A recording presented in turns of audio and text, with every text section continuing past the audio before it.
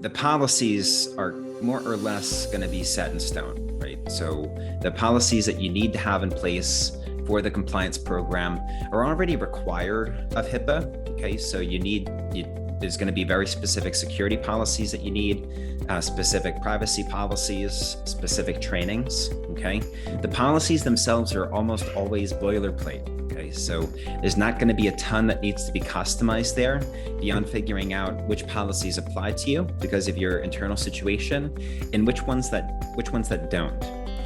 Where that changes is when we stop talking about policies and when we start talking about procedures.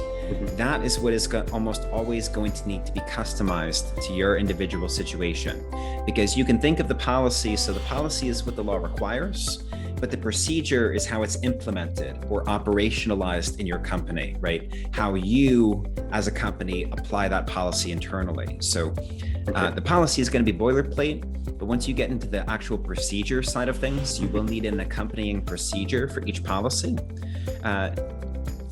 That will be up to you to implement how you see fit, right? So you could very easily implement more, we'll call them a boilerplate set of policies, but then customize your own procedures as far as how you are implementing that policy. And what's most important with that is that it's documented, right? So however you are implementing that policy has to be documented in the procedure section of that policy, right? So more than just doing it, it has to be clearly documented, because especially dealing with the government, right? It doesn't matter what you're doing in practice. What matters is what you could prove on paper. Okay, so very important that you have that clearly documented.